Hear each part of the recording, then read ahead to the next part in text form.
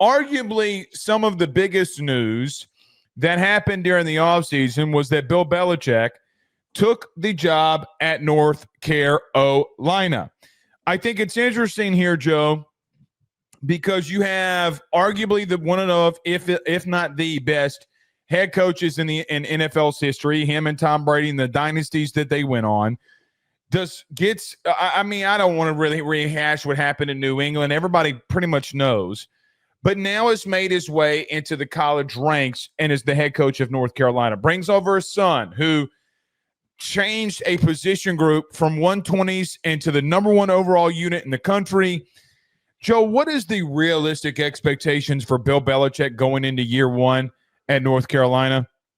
Well, one, and you said this in the open, the expectations for this should be low. He has never coached in the college game. No, but you hinted at this, and the way that you opened this up, Blake, was by saying he's never done this before. He's never coached the college game. He has been a pro coach the entire time of his coaching career. His father originally was a college coach, and that was how he got himself into the game and how he fell in love with the sport. Him not being a part of college football is going to be a learning curve. As much as I have hyped up this hire, and as much as I have said that Bill Belichick is going to understand how to professionalize North Carolina's roster and their entire system to move towards this revenue-sharing future of the sport, there's still going to be growing pains. This is going to be a process. There's plenty for us to talk about for expectations for Max Johnson and all the guys that they're losing, some of the underrated names that they brought in, which I'm sure that we're going to get to, and their schedule, which games can they really win. But one of the two focuses that I have, Blake, are the ones that you've already addressed here that I want to elaborate on. Is one, how does he transfer his knowledge to the college game? And secondly, how much is Steve Belichick impacting the decision-making? How much is he impacting the day-to-day? You pointed out that it sounds like he has a big role in this. It's very smart on if those, that sourcing's coming out, that they're already trying to push this narrative of if they start to be successful and their defense is really good, that we're already hearing Steve Belichick had a big impact on why they were doing so well. It doesn't matter if they get fired, right? Because, Steve's going to be fired right alongside his dad. But if everything starts going hunky-dory and Steve Belichick is the main reason, it doesn't matter. He's the next in line here. So it's the succession plan is perfect if we already start creating the propaganda now. Exactly. Right. Exactly. My final point with that, though, before you jump in here, I think that at the very least, we can expect a really good defense. The Washington defense lost so many players when he took over, and they were a top unit in the country. Their secondary was one of the best in the country. That, to me, is an enormous green flag for this spot. Okay. I don't think anybody in their right mind, North Carolina fans and media included, truly know what they have on the field, because they don't. You're replacing one of the better backs in the ACC from a year ago. I don't know what you're going to do at your receiver core. I don't know what you're going to do at tight end other than Jake Johnson. Maybe that's where you go. I don't know how you're going to be on your offense and defensive lines. I don't really know how you're going to be in your front seven defensively. There are pieces. I'm not saying that there's not pieces. You have a lot that you got to figure out. A lot. So I know that we're talking about this on February the 19th. I think it's unfair to label down where we think that they can be, because I have absolutely no clue. You know what this feels like to me? It really does feel like Washington to me a year ago, especially defensively. So you talked about Belichick. It feels a lot of the same. I love Max Johnson. I think he's serviceable. I think he's not going to lose you football games. He's also not going to win you football games either, but he's also going to I hate to say it like this. He is the ultimate game college football manager. That is what you look like as a college football game manager, not like Stetson Bennett or whoever people want to throw out. That's what it looks like. By the way, just throwing this out there, when he actually had some pieces around him, he did have 30 touchdowns as a starter in the SEC at LSU. He had 15 touchdowns and 5 starts, I think it was, at A&M. The kid's he's not a bad quarterback. You can win with him. He's a grown man. He's 40. I mean, Joey, he's been here since 2021. Or no, I don't know if you got my reference that I did. He's a grown man. He has a beard. No. That was a reference to oh my God, Jesus! What's the name of the freaking the Oklahoma State coach? Why am I? Oh, you're talking about Gundy when at the press conference when he said, "I'm a grown man. I'm 40." Because I watched Big Daddy with Adam Sandler the other day. I was thinking about when they were in court, and he goes, "He's a man. He's got a beard." Anyway, but correct. I mean, he's been here this is his 6th season. Nothing Max has not seen here. I don't know what they even do there. I don't think that they know. So let me just say this. As of February the 19th, before spring football starts, I personally don't have expectations for Bill. I don't think that anybody can have it. Now, here's what I would punt on. I talked about this when we talked about some big name position coaches when they move on. Like as an example, like Bo Davis a year ago moving from Texas, going somewhere else. Yeah. What do you want me to do? He's got a room of a tomato can, a thing of peanut butter, and a banana. Like, what do you want him to do? Okay. How do you recruit? How do you develop? I think that is more or less what I'm more interested to see with North Carolina. By the way, do you back him? You didn't back Mac like that in NIL. You didn't. Y'all have a proud, rich history and fan base to go out there and spend money in football. Here's the truth. Basketball is not going to make you the money that football will. Sorry, North Carolina fans. It's a dying sport when it comes to actually what's making you money. Sorry, it's the truth.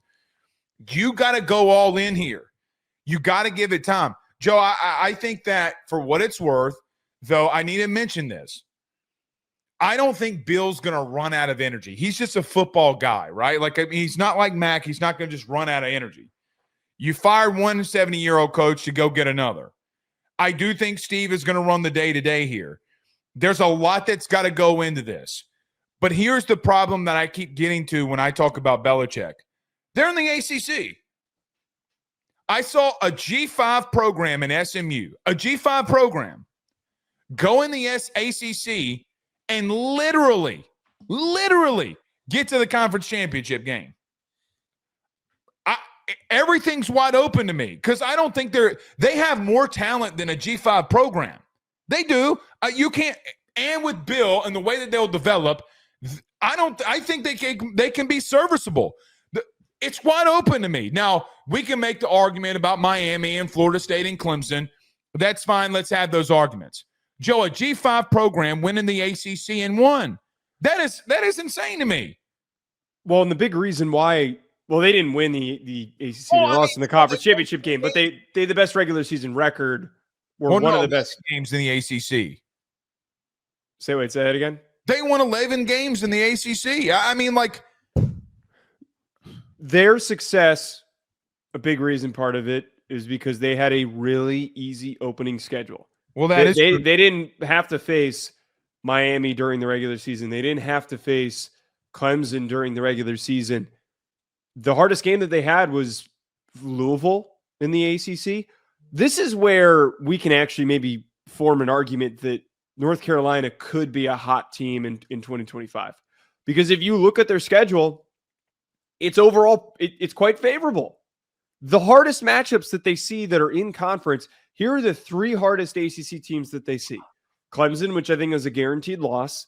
Syracuse, which you gonna put a guarantee with Dabo? Yes, I am.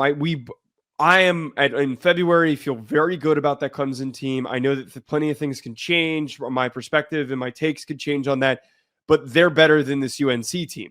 Syracuse with Fran Brown, what are they this upcoming year? I think that Fran Brown has shown that he is a really good coach and that Syracuse is going to be one of the better teams in the ACC this upcoming season. And then Duke, Manny Diaz has always been a high floor coach. Rivalry game. And it's a rivalry game. So we don't fully know what's going to come out of that one. But those are the 3 hardest matchups. The rest of their ACC draw is Cal and Stanford, Wake Forest, who also has a first-year head coach, UCF's in the Big 12, my apologies, but they're on their schedule. And they get UVA. they have a very favorable path, as well as NC State, to win through their ACC schedule and to have one of the better records in the ACC. I'm not calling for them to win the conference, but if there was some sort of an argument to be made, if we point to what SMU did last year, they had a really easy damn schedule that was very similar to this one. I mean, Joe, they can go 10-2 and be in the ACC championship game. 2 of those losses, they could still be in there.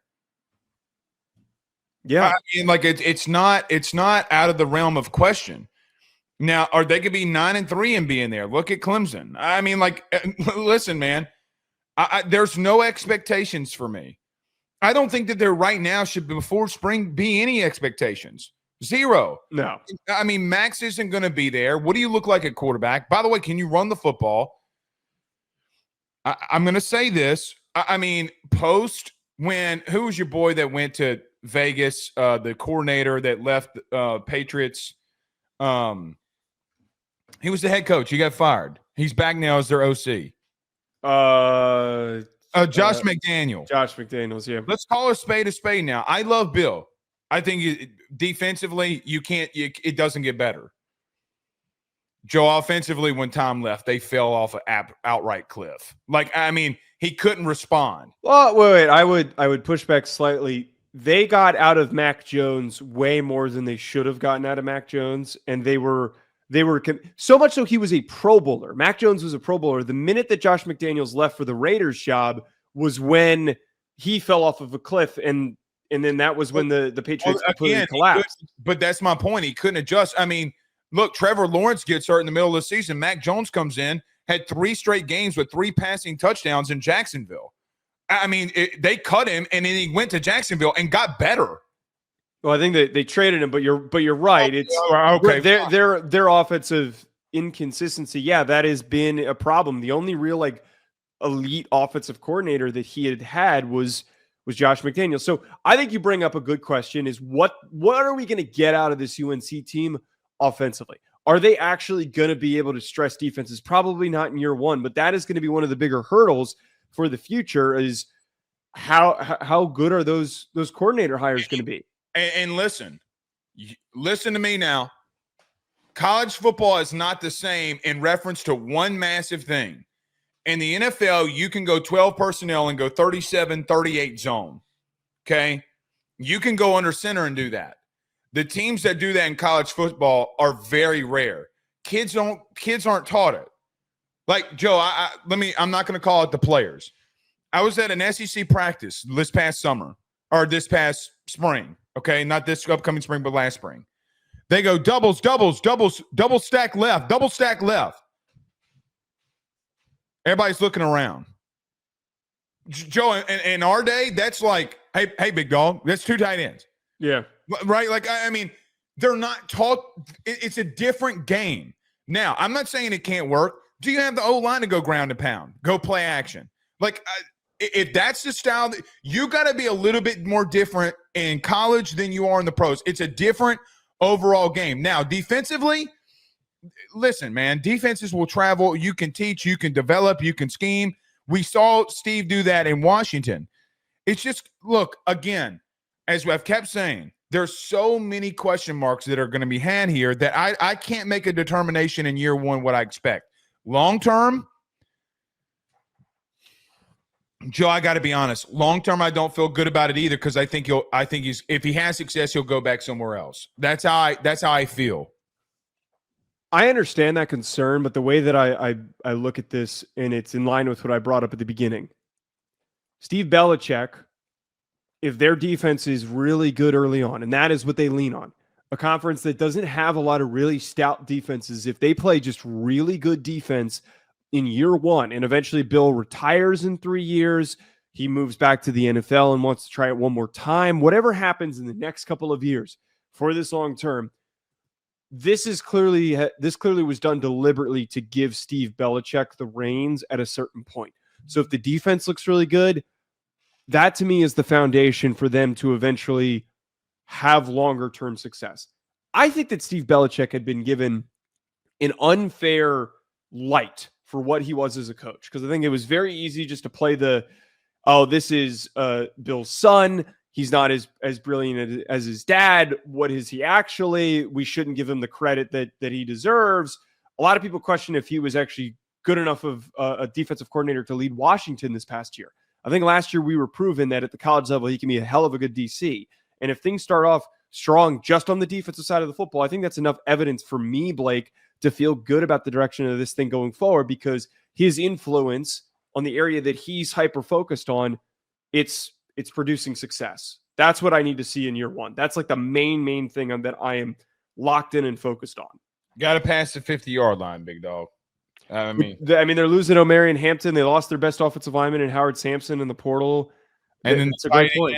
18, what was his name? Bryson Nesbitt's out. Travis Shaw was one of their best defensive linemen who also left. So there's a lot of turnover that's coming out of this